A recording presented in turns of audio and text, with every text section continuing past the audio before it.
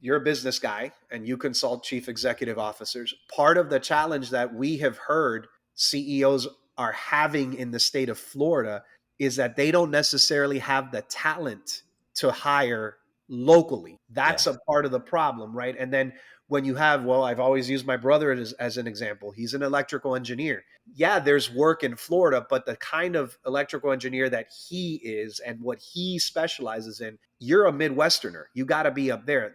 That's where the majority of the work is going to be. Florida, we really need to address the talent issue with folks leaving to other parts of the country for better opportunities. And we also have to address the fact that our economy, I mean, if you love theme parks, if you love tourism and beaches, we're the spot, right? But we have the space industry growing in Florida, especially where my in-laws live half the year in Melbourne. We have to diversify that economy and bring more of those types of companies that will naturally lead to more folks moving in here that have that expertise, and that will lead to diversification. If we have any economic recession in Florida, we feel it worse.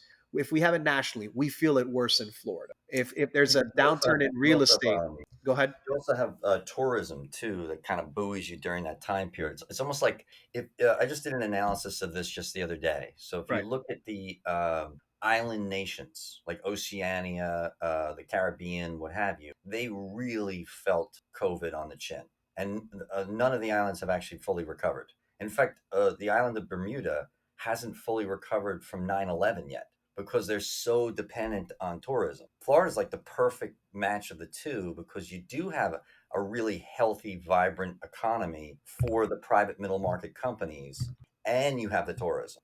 So you kind of have both, and they can move independently of each other, which is also like a strong suit. What I would argue is like if I was sitting down with your mayor or your governor and you, I'd be talking about an actual outbound campaign to steal companies from California and New York. Right. Yeah. So that was an initiative under our previous governor. So Rick Scott tried, and he had some success, especially when it came to manufacturing. He wanted to bring more manufacturing to the state because they're solid jobs.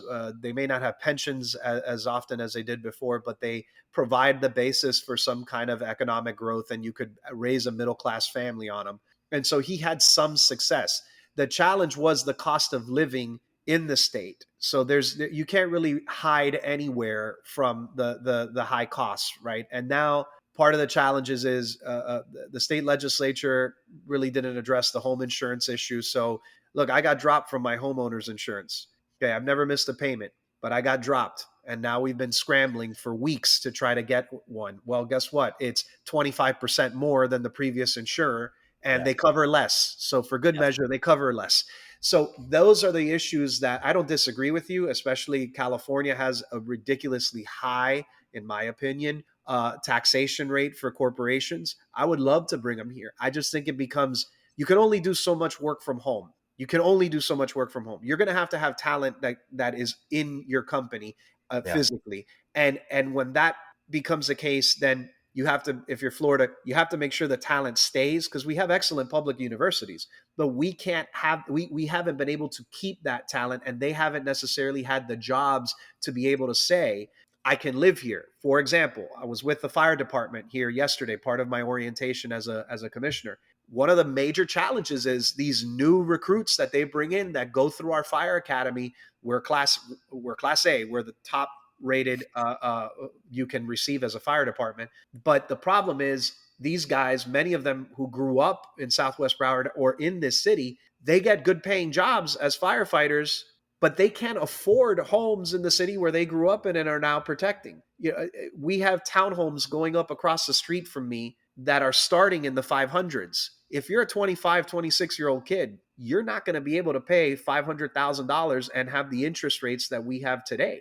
So those are some of the challenges that you have, not just here, but all across the state of Florida and different areas. Obviously, if you're moving to, more rural settings, okay, you're not going to have as large of an issue. Or if you own your home outright and you don't need property insurance, you might be okay.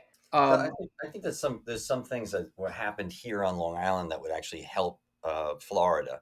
Right. Like, for example, when new homes are built, especially on farmland, what was once farmland, you have to pay like 50 grand up front. It's wrapped into your mortgage, and that's donated to a fund that allows the state to buy land and make sure no one can ever And build on that. conservation programs. Yeah, Yeah. yeah. So, but there's also another one too, the island nations or the island states like Hawaii. The native population doesn't pay the same for a house that a person Right.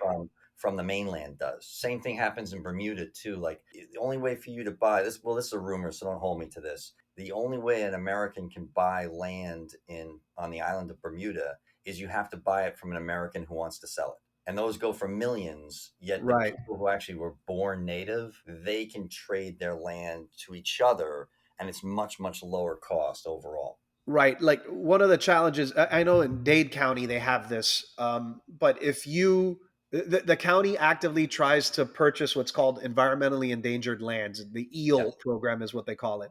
And oftentimes developers, in order to be granted permission to develop wherever, they will purchase thousands of acres and turn it over to you. Yeah. And the county preserves it. Here in Pines, what we're trying to do is something similar. We don't have farmland per se, although it may have been designated ag land 30, 40 years ago when some of these companies had purchased the property and now are developing them. But Florida, to my knowledge, doesn't have that. What they rely on Yeah. is more of a let's restore the Everglades and this is how we do it. Or the state will have purchased brownfields.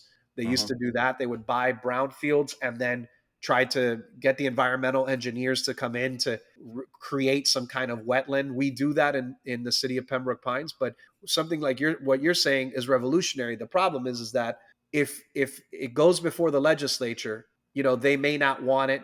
But if they were to do it, the challenge all cities in Florida are having is home rule is just under assault. Tallahassee is basically telling you how you can regulate everything, something that is not what used to be the case in the state. Local control meant local control. You Yeah, could yeah, decide certain things.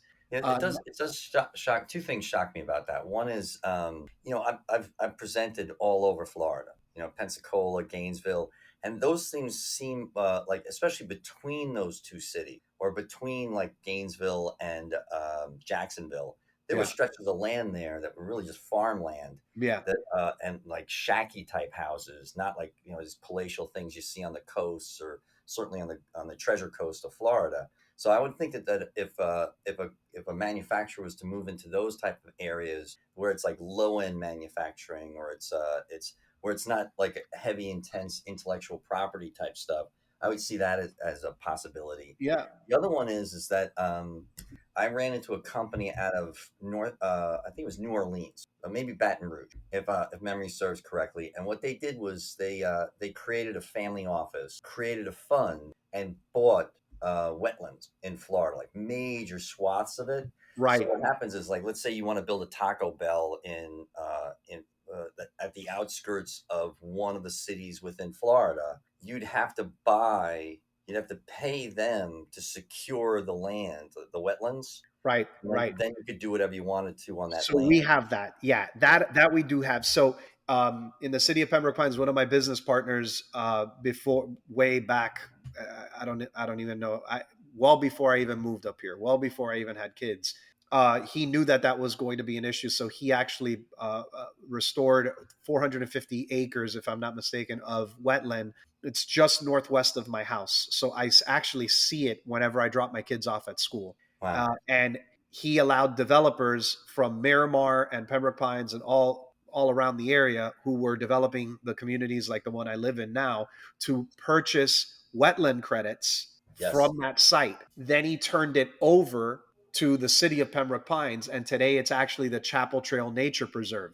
So it's a nature preserve that I could go to right now if it weren't 157 degrees. But that's where now you can't buy wetland credits anymore. Now there's some federal credit program, but that's the kind of innovative thinking that we are slowly discussing in the city right now. We're kind of diving into the charter budget and the city budget, but that's the kind of stuff that It deserves a conversation. What can we do to, yes, preserve quality of life, but also there's a northwestern portion of the city where you have not industrial warehousing and not a lot of manufacturing, but you have the space for it and the buildings already there.